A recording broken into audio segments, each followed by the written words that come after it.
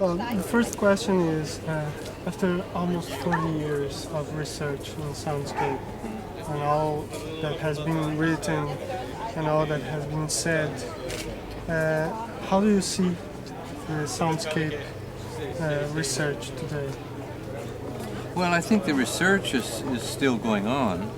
And of course, with many organizations and in many countries now. When we first began to do that soundscape research, it was in Canada, and most people didn't really know what we were trying to do.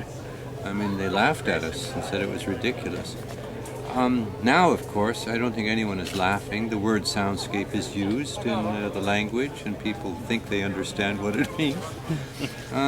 But the only thing that I would say is today I would hope that we would grow into an organization that would have more influence on the environment, directly on the administrators of the environment. Yeah.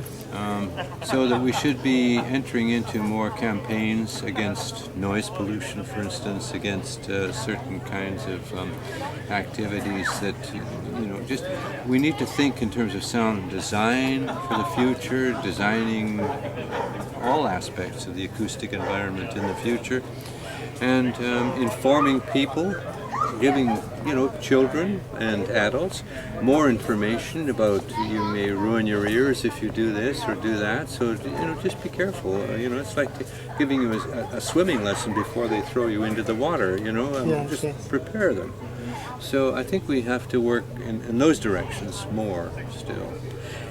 It's very nice to think that our organization is growing and it is becoming international, and so that we can talk to each other across the barriers of language and everything. But I hope that we can do more in terms of working together as a team, for instance, to improve noise in the city or something like that, and take many different cities and try to see what effect we can have.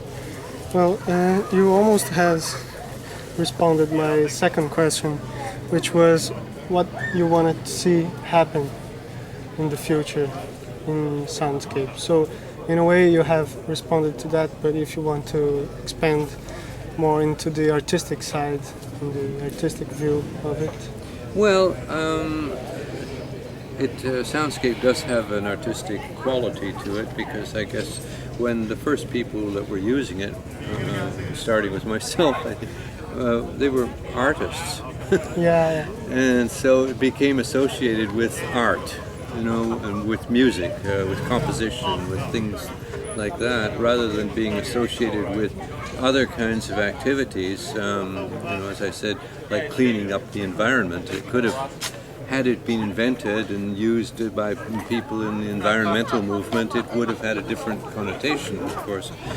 And so I think now we just need to continue to expand the meaning of that word, that it is a word that is as open as landscape is, And landscape just doesn't, everything is landscape. I mean, this is landscape here, that's landscape over there, and that's landscape over there. So this is all soundscape too. So we have to study all aspects of the sounds around us, those that are close, those that are far away, those that are children, made by children, those that are made by automobiles, and so forth. My third question is about what do you think about today's approaches to soundscape composition and its different approaches? I'm a critic of that. Yeah? Yes, because I think although with my own original team of composers, most of them were composers that I hired when we started the movement in Vancouver at Simon Fraser University. I think composers want to really write music, or want to have their music performed. And I was teaching, and a lot of composers came to work with me, and I don't think that musical composition is identical with soundscape research. I think that there is a relationship, as I said before. Music should be beautiful. And it should be attractive and original, and the soundscape should be beautiful, and it should be attractive, and it should be original too. So there's a combination there. But I mean, composing music always has a certain, egocentric sort of drive. I say that because I'm a composer too, but I do keep my compositions separate from the work that I do in the acoustic environment. And I think that most composers should do that. Okay. Yes. And so, in light of this, what you said, what do you think your practice as a composer has evolved from when you started to now?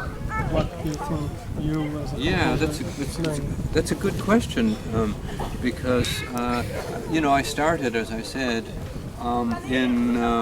at Simon Fraser University in an electronic music studio.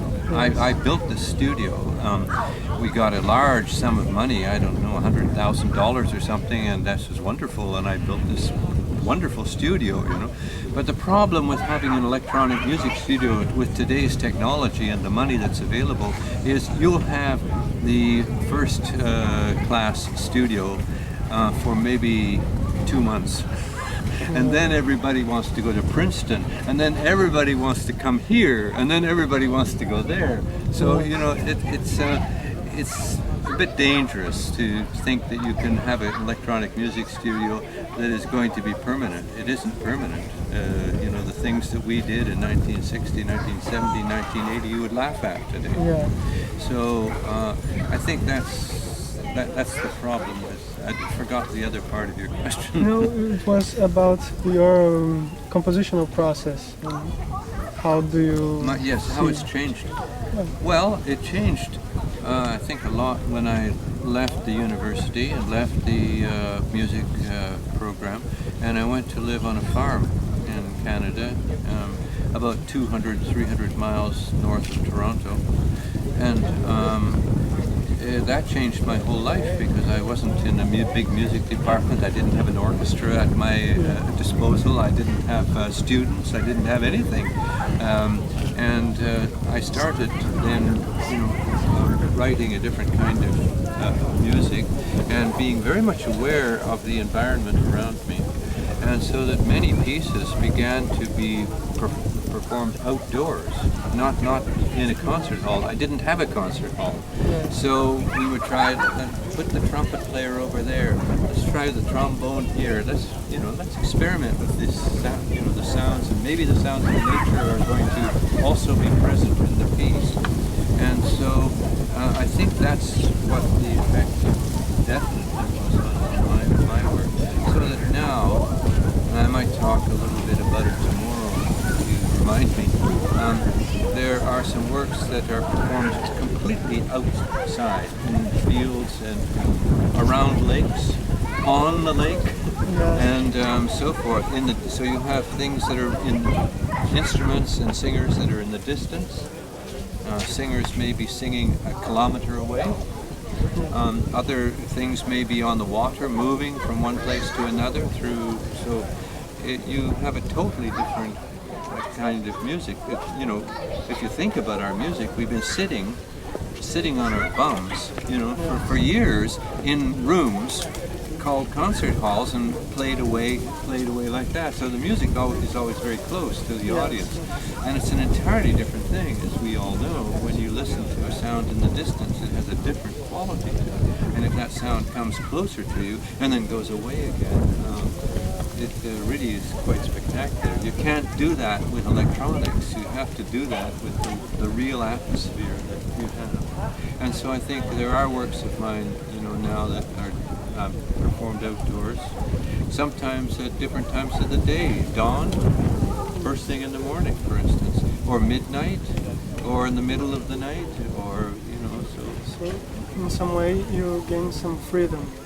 I gained a lot of freedom, and I think there's still freedom to be gained by anybody who wants to get away from the more traditional environments and just look at what you've got out there. I mean, you could do a beautiful piece on the water here. Yes, for sure, for sure. So next time I come back, maybe you perform it for me. Yeah, perhaps.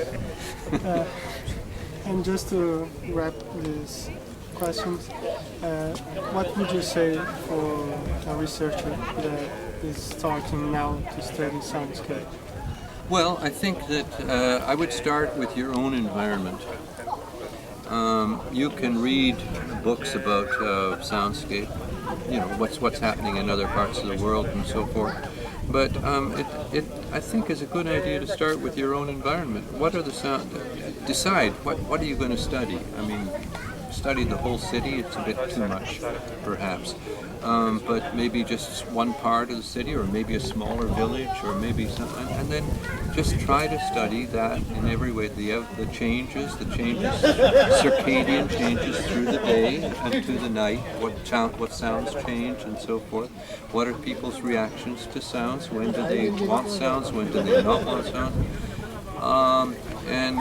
Then you can expand it. One of the things that we did, I think it's a quite well-known research we did, was 6 village soundscapes. I don't know whether you know that, no? Yeah. The six villages in 6 different countries in Europe. And we went and we stayed there, we lived there, and we got to know the people, and we recorded things, and we interviewed people, but comparing those sounds, if you compare a village in Finland with a village in the Mediterranean, it's very, very different in sound. So I think those kinds of researches are very useful too. It shows us that every culture has its own quality, and it has its own problems. Okay, thank you. Thank you.